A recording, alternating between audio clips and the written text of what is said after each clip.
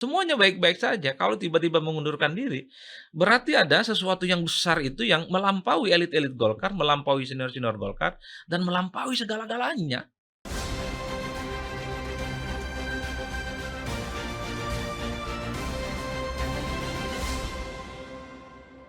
Soal pihak eksternal ini, Mas Adi kan sebetulnya beberapa bulan lalu itu ketika isu ini mencuat bahwa ada yang ingin mencaplok Golkar itu ya, senior-senior Golkar yang dewa-dewa ini kan muncul.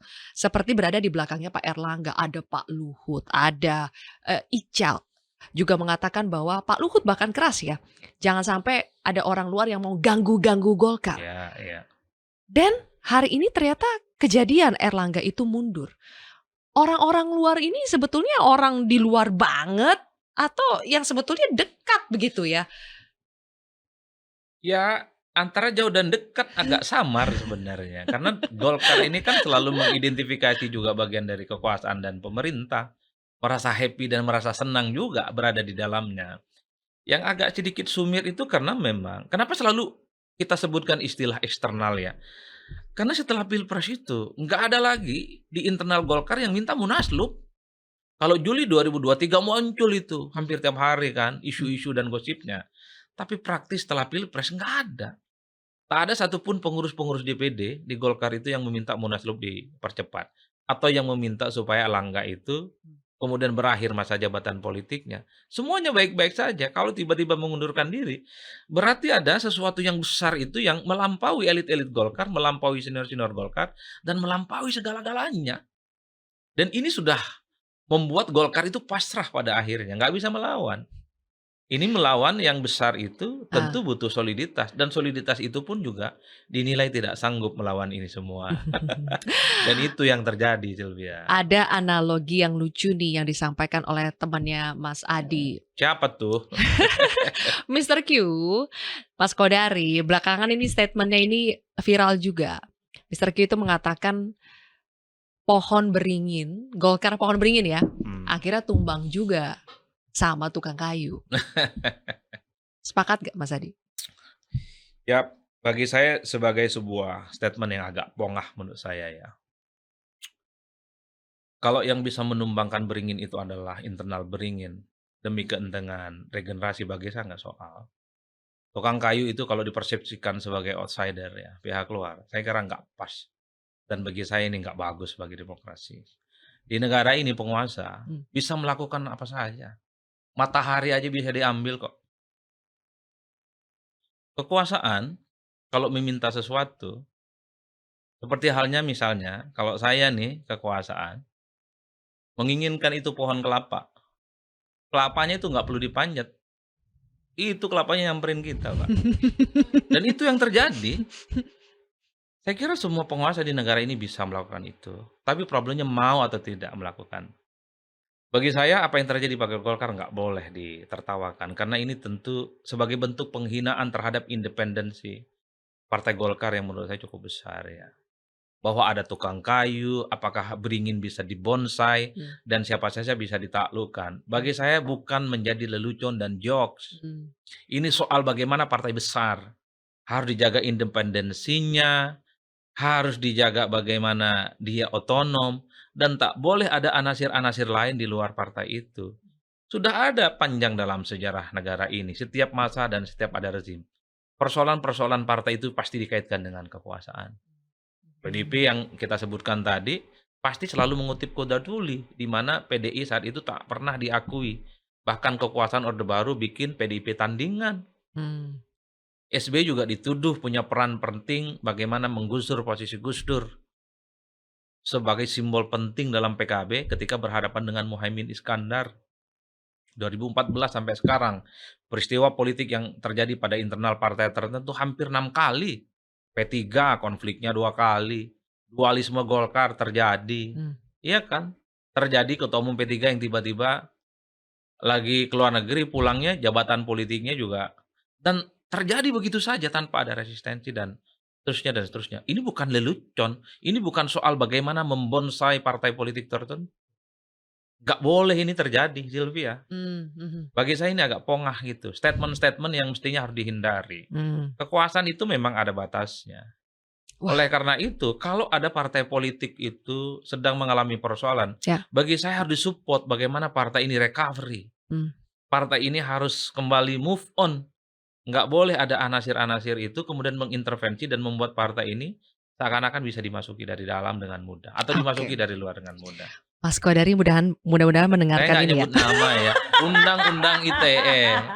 Ini kan saya nggak tahu dan nggak pernah Enggak baca dan enggak nggak baca apa-apa, biar videonya. aku yang menyebut, kan ini ada pernyataan, kemudian saya minta tanggapannya ya, supaya yang membuat pernyataan itu juga mendengarkan. Oh gitu ya? Ada Iya. videonya nggak? Aku mau lihat dong. Saya hanya menafsirkan pertanyaan sama Sylvia ini. Kalau saya nggak tahu siapa, Nanti share linknya ya. artinya apa, kalau ada partai yang sedang dirundung persoalan, Mmm, jangan dong, jangan diketawain, nggak oke bagus itu, oke. nggak bagus. Kita doakanlah semoga yang terbaik pada Golkar, ya nggak? Iya iya iya, yang partai yang sedang dirundung persoalan, pastinya bukan hanya Golkar ya, Mas Adi. Kalau benar ada upaya pengambil alihan, sepertinya PDI Perjuangan yang lebih duluan merasakannya dibandingkan Golkar. Setidaknya itu yang kita baca dari statement-nya Bu Mega. Bu Mega beberapa hari ini menegaskan lagi bahwa ada pihak yang ingin mengambil alih PDIP. Apakah itu juga pihak yang sama terjemahan Mas Adi? Apakah itu juga pihak yang sama yang sedang mencoba untuk kekuatan besar yang mengambil alih Golkar itu? Ya ini kan partai-partai sudah nggak happy semua kan, bahwa apa yang disampaikan oleh PDIP beberapa waktu yang lalu soal kemungkinan take over dari terah politiknya Mega ke yang lain itu kan terkonfirmasi. Dengan apa yang terjadi di Golkar, kemudian tiba-tiba partai yang lain seperti PAN dan PKB juga mempercepat kongres dan muktamarnya, ini kan ngeri-ngeri sedap juga, Pak. Sebelum ada peralihan kekuasaan politik, hentakan-hentakan yang semacam ini sering kali terjadi. Biasanya hentakan politik itu terjadi setelah pergantian kepemimpinan di level presiden, dan biasanya setelah mau perubahan masa transisi dari presiden yang berkuasa ke presiden yang baru. Muncul aja, entah itu dari internal partai atau juga muncul dari eksternal partai. Karena ke depan ini kan dianggap sebagai sepi secara politik. Jadi Mmm, orang itu tentu punya intensi betul bagaimana menjadikan partai itu sebagai katalisator untuk tetap menjaga eksistensi dan kepentingan politiknya. Ya karena partailah yang akan banyak bicara mmm, di kabinet tentang kepentingan koalisi, kemudian tentang power, tentang akses terhadap ekonomi dan sumber daya politik tentu mmm, saja. Pilkada nggak ada lagi, mmm, nunggu 5 tahun kan sepi sekali. Maka satu-satunya cara sebenarnya supaya eksistensi politik para elit ini kuat, melalui partai. Apalagi partai sekelas Golkar, mmm, 2 besar, naik signifikan, maka siapapun yang bisa mengendalikan Golkar, pasti dia akan mampu bicara banyak. mmm, Mampu bicara banyak dengan Prabowo sebagai presiden, mampu bicara banyak kemudian dengan PDIP yang sebagai pemenang pileg, karena selisih dengan PDIP kan sangat kecil. mmm, Nah, oleh karena itu bagi saya secara umum sebenarnya Sylvia, saya nggak terlampau peduli sebenarnya siapa yang menjadi ketua umum Golkar, nggak terlampau peduli siapa yang menjadi ketua umum PDIP, menjadi ketua umum PAN dan PKB. Saya selalu ingin bicara bahwa seluruh gejolak yang terjadi pada Golkar, itu jangan sampai ada ikut campur pihak-pihak luar, itu aja. mmm, Kalau itu yang terjadi kan ngeri betul. Untuk apa ada partai politik yang dulu kita yakini sebagai instrumen dan produk untuk melahirkan calon-calon pemimpin. Kalau tiba-tiba ada orang mengintercept dari luar dengan mudah dan mengembalikan, ya partai bagi saya, ya sudah wassalam, bubarkan saja. Inilah yang saya kira belakangan ini banyak ilmuwan politik yang sudah mulai mengedit istilah-istilah. Ada istilah yang sering disebut dengan transisi menuju demokrasi, ada yang disebut dengan konsolidasi demokrasi untuk menjelaskan sebuah negara yang secara hakikat dia demokratis, tapi praktiknya demokrasinya tidak substantif. mmm, Demokrasinya itu masih jauh dari panggang dari api. Istilah-istilah transisi, istilah-istilah konsolidasi diubah dengan satu istilah yang disebut dengan otoritarianisme kompetitif. Jadi otoriter yang kompetitif, apa ciri-ciri dari otoriter yang kompetitif itu? Satu, memang ada pemilu secara rigorer dilakukan, tapi pemilu sudah bisa ditebak dan dikonsolidasikan siapa yang jadi pemenangnya.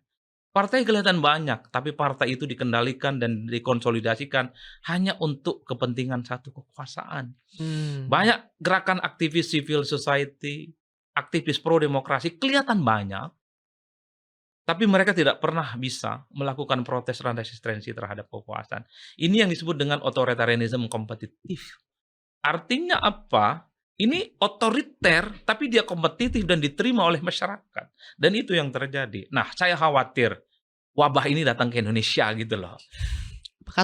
Apakah tondo-tondonya sudah sangat terlihat? Kelihatannya sudah sampai Depok ini, tinggal masuk ke Jakarta kan tanda-tandanya. Saya selalu berdoa dalam hati, semoga di kemudian hari wabah semacam ini nggak sampai ke kita.